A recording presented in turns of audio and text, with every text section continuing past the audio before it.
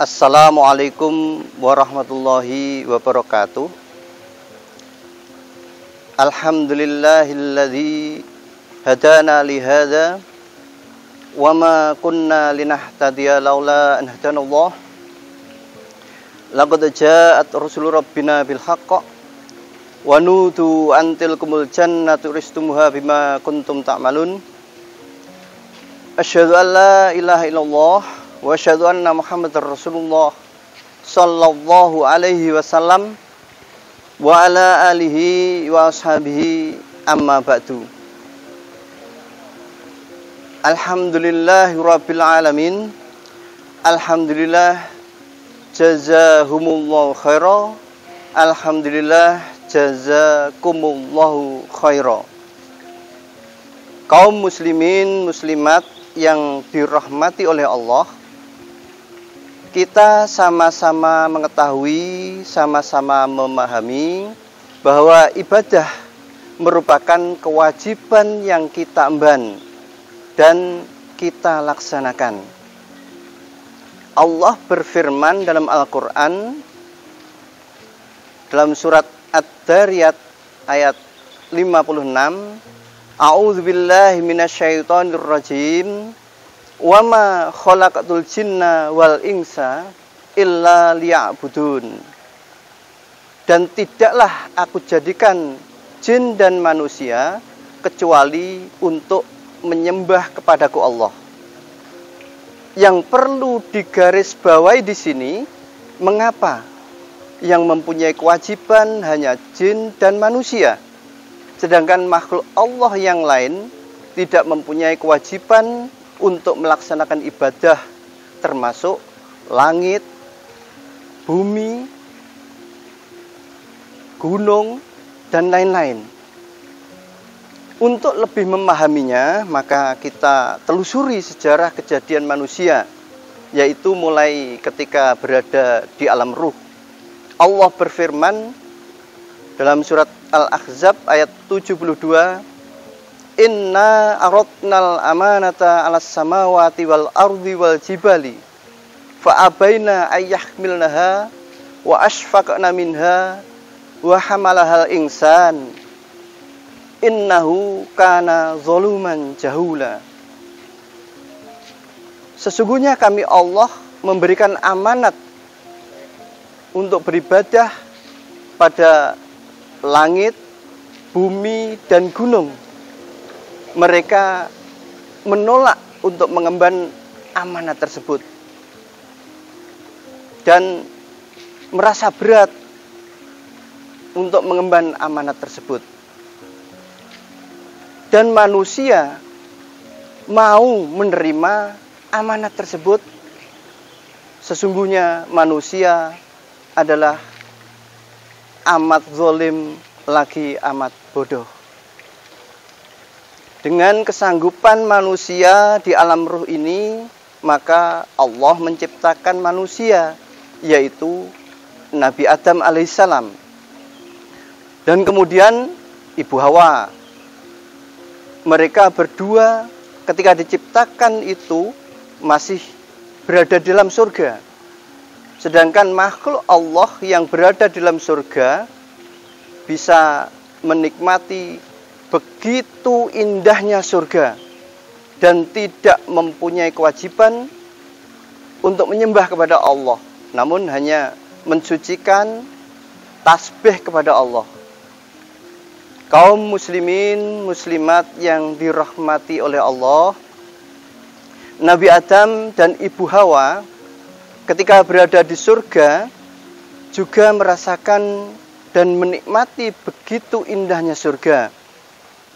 Namun ada batasan-batasan atau aturan dari Allah, yaitu beliau berdua dilarang untuk mendekat sebuah pohon yang ada di surga. Allah berfirman dalam surat Al-Baqarah ayat 35, "Wala taqraba hadhihi syajarah fatakuna minadh dhalimin." Janganlah kalian berdua mendekati pohon ini. Jika mendekatinya, maka kamu berdua akan menjadi orang yang zalim.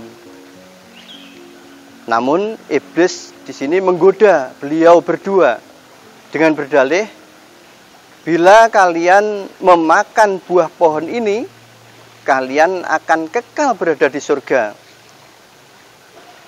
Dengan begitu cerdiknya rayuan iblis, beliau berdua terpengaruh untuk memakannya.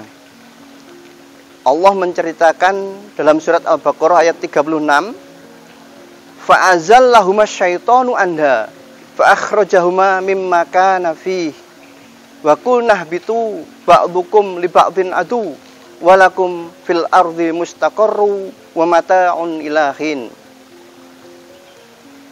Maka setan menjerumuskan mereka berdua untuk keluar dari surga. Dan Allah berfirman, turunlah kalian menjadi musuh, sebagian kalian dengan sebagian.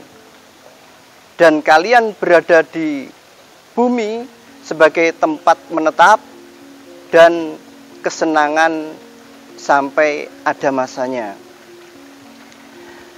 Dengan adanya turun di dunia ini, manusia melakukan atau mengerjakan kesanggupan amanat beribadah ketika berada di alam ruh, dan bila bisa mengerjakan amanat tersebut, maka nantinya akan bisa kembali lagi ke surga. Dan iblis sendiri nantinya akan dimasukkan ke dalam neraka karena telah menggoda Nabi Adam alaihissalam dan Ibu Hawa.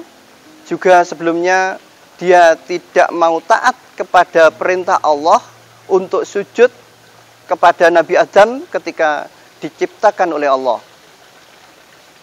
Namun bagi keturunannya iblis, yaitu jin, nantinya akan bisa lagi ke surga apabila mereka mau melakukan ibadah kepada Allah sebagaimana manusia.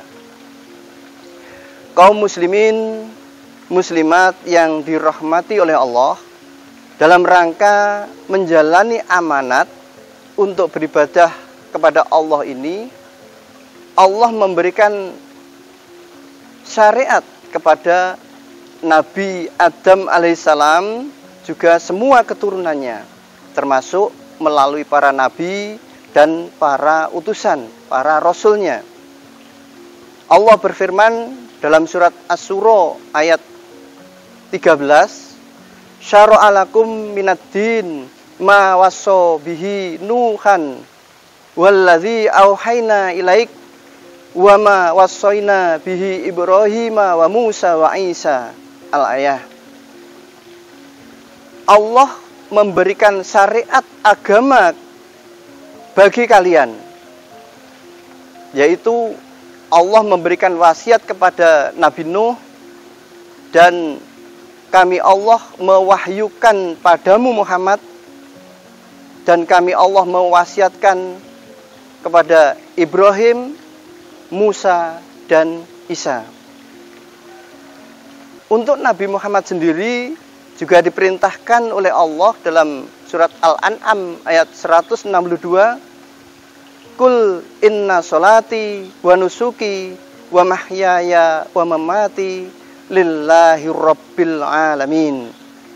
Katakanlah Muhammad, sesungguhnya sholatku, ibadahku, hidupku, dan matiku adalah milik Allah, Tuhannya seluruh alam. Untuk itu, marilah kita menjalani syariat kewajiban ibadah yang telah diberikan oleh Allah kepada Nabi Muhammad Rasulullah Sallallahu Alaihi Wasallam hingga ajal menjemput kita semua. Wa'bud rabbaka hatta ya'tiyakal yakin. Beribadalah kepada Tuhanmu hingga ajal datang kepadamu. Demikianlah uraian kami Ada kurang lebihnya kami mohon maaf yang sebesar-besarnya. Ihdinas siratal mustaqim. Wassalamualaikum warahmatullahi wabarakatuh.